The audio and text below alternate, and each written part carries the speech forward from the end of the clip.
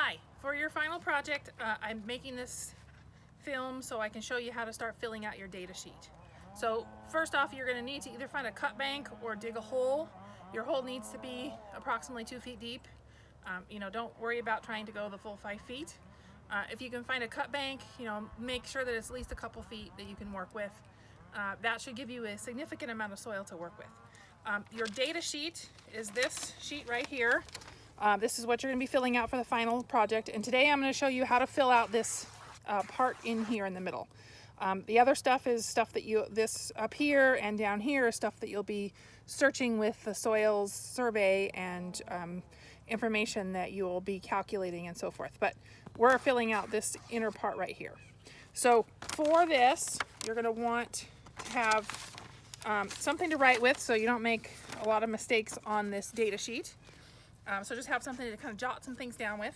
You're going to need something to measure your soil profile, and you could have a ruler or tape measure, whatever you want to use. So those are the two pieces of the information or materials you're going to need, and then you'll need a shovel or something to dig with.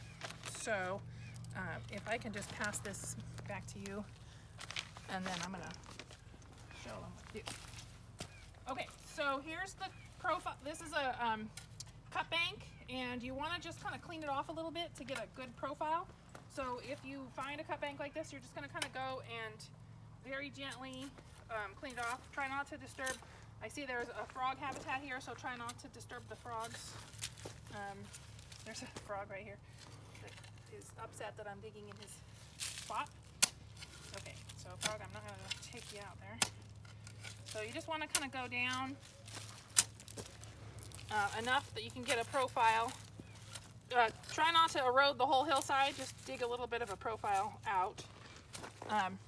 And then you're going to take a measurement of this profile. I don't have a squirt bottle or anything today because it's so wet. I didn't think I needed to do that, but if it's drier, you're doing this a little bit later and it's had a chance to dry out, then you'll need something to wet the profile. But for right now, you're just going to take a measurement of your profile and kind of try and look at what the surface of that soil would look like.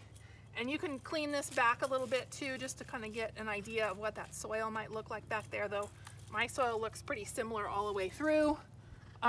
So I have, let me just lock this in place so I can show you. So if I'm looking at this cut bank here, I'm sort of going back to where it's level there.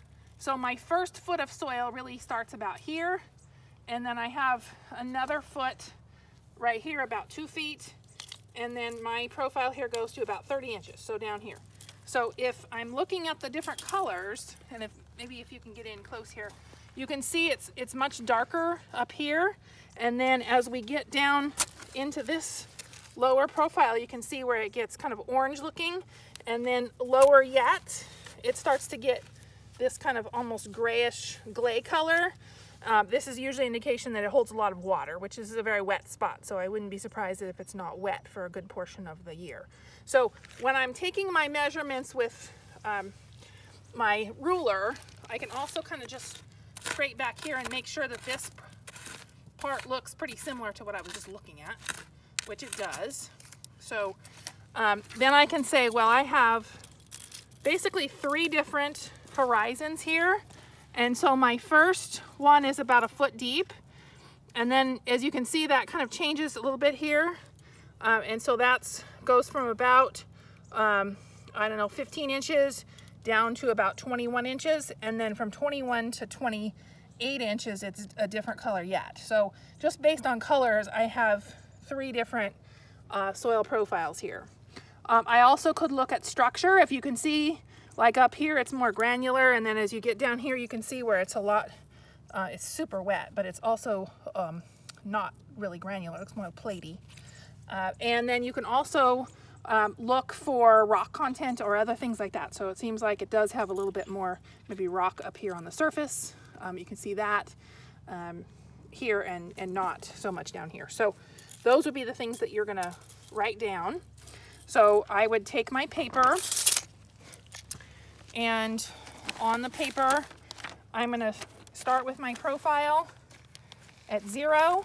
I'm going to go down and say you know, I had to 15 inches, and then from 15 to about 20 inches, and then it went, so I have another profile there, and then I have something around here, and then I went to around 29 inches.